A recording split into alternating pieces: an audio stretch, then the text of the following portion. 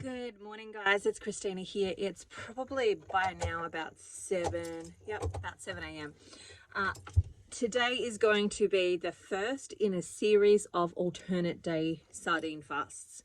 So if you are new, what I've been doing is a quest, and the quest is to discover what actually works for my physiology, my body, etc. when it comes to helping it get into ketosis and shut off insulin resistance, because the idea that just by not eating food that you're going to get into ketosis is not 100% correct. I mean, eventually you will, but how long is eventually?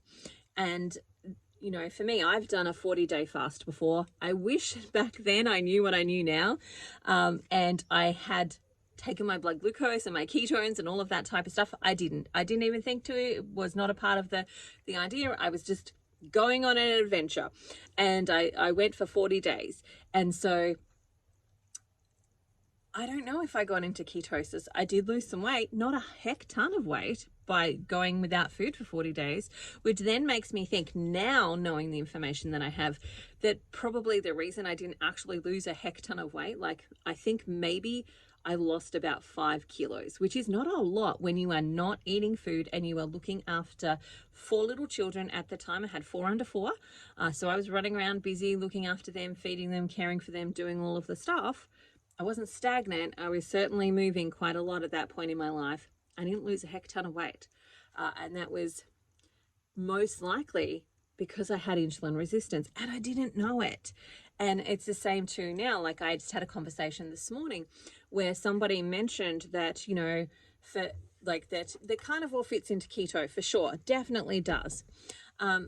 It fits into that group, and that's the, you know, the people that I hang out with. If I'm going to hang out with some people and talk about diet, I'm going to talk about it with carnivores and keto people. They're kind of in the same space. And so carnivore is kind of like a subset of keto. And I remember listening and hearing them say that, generally speaking, because carnivore is, you know, pretty much to zero carb, or as zero carb as you can almost get, that you're likely to just automatically go into ketosis. But the truth is that doesn't work for everyone. And for me, and this is what I see a lot with a lot of women now that I'm working with, that insulin resistance is actually a big thing. And look, it's definitely a big thing with men too, because I work with male patients, but I would say probably 20% of my clients are male, and 80% are actually female. So, you know, I often talk about the female subset that I work with, because that makes up the bulk of the clients that I work with. Not that I don't work with males or families. I certainly do. It's just the bulk of where I'm working is over in that space. And so what I'm seeing with a lot of those women that I'm working with is that they too have insulin resistance, that their body is not getting into ketosis. So they're not burning the fat on their own body as fuel because it's not getting into ketosis. And so that has been my journey. Like, I remember doing some of these vlogs really early on, when I was 1770. I remember what I did from the place that I was at. So that would have been January. I think January I started talking about this, where, you know, my weight was going down, but it just like really slowed. Like, I'd dropped a whole heap of ton of weight really quickly before that, and then it started to really start to slow. And that's when I really started to look a little bit more at my ketones. Now, I'd tracked ketones before, here and there, not religiously in the sense of like doing it every day. Here and there, I'd been tracking ketones. And so from that perspective, like, I could see that I wasn't getting like good numbers. I wasn't until then that I really went, okay, I want to start looking at this. And because before that, it was just working. So I just did what was working, and I kept doing what was working. And I knew that if I ate too much chicken, that I wouldn't drop. And then I figured out it was because that there wasn't enough fat. And so I started adding fat to chicken to be able to get that fat level up, in order to give me the good ratios that I needed in order to lose weight. And so for me, then starting to look at ketones, I was still not getting ketones, or like I was getting 0.2, which is basically nothing, right? It's really, really small amount. It's not getting me anywhere when it comes to burning fat as a primary fuel source. And so what I figured in that was, maybe I need to lift weights because that's going to help to do that. And that certainly will help. If you are somebody who enjoys exercise and weight training and so on, that's certainly going to help. It's not something that I'm super into yet. Maybe I will. I mean, I do it sporadically, but not to the point where it's like something I do every day or even every week. I usually, you know, we live in tents, guys. So, you know, I kind of like use my lifestyle as a bit of that. And that's been my journey in this, is that what I've wanted to do is actually create a lifestyle that supports my health versus having to add in all of these extra things. And so, you know, that from one perspective is you could certainly lift weights. That will definitely do it. I wouldn't recommend cardio. I would recommend like things that are going to like build muscle, because more muscle will burn more fat and more calories and so on. And, you know, muscle building would be the way that I would go. But again, it's not that easy to do some of these things on a consistent basis when we are traveling. And I know for me, and I think this is the whole learning journey, right? Part of the journey of going on this quest is to learn about me and how I work and what things work best for me. I'm not so good with something that I don't do every day. If it's not something that I don't do every day, then it becomes a lot harder for me to remember to do. And so going on this quest was about resolving insulin resistance, and I've tested out a heap of those sort of eating fasts, and you can go back and watch those videos. They'll be in the, you can watch them, of how I've gone with those things. And one of the ones, of course, that has created the best results for me is the sardine fast. Now, the butter fast also did really great results for me. Beef and butter did really well for me in a fat fast. So for me at this point in my journey, fat is really important for me to be able to switch over into ketosis and to lose weight and to do the things that I wanted to do, like grow back my hair. And so in testing those, the sardine fast was clearly the winner, the one that did the best for me and gave me the best results. And so the next phase of what I want to do in this quest is actually experiment with what timing works best.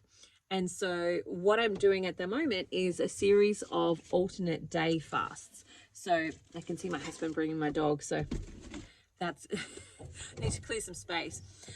But the series of alternate day fasts is working out, like, does it work better for me to be in to maintain ketones fasting every second day with these eating fasts or mono fasts versus say doing a 2-day fast or a 3-day fast? And so that's the next phase for me to experiment with. Part of the theory, and again, I don't know the answers. That's why I'm doing the experiments. That's why I'm experimenting with myself. It's why I'm taking a group of people through these experiments, because I want to find out these answers, and I want to seek and help people work out that answer for themselves. And so if you want to join the next one, we're starting again in August, or at the end of August, we'll be starting again. So drop me a comment below if you want to be on the wait list for when that opens up. But the point is that we learn how to do some of these experiments, what to look for, what results to get, etc., in order to be able to work out what's going to be best for us personally, because it's not the same. Having worked with these individuals, I can tell you it's not the same. People aren't getting the exact same results, and some people's fasting is different to others in the sense of what's actually getting them the results. And so you have to do the experiment in order to work it out versus actually just going with what other people are actually saying is working for them. And so that's the next thing, is working out, like for me, is alternate day fasting going to work best? Or is doing, say, a solid 3 days where I get into a much deeper level of ketosis and a lower GKI score better?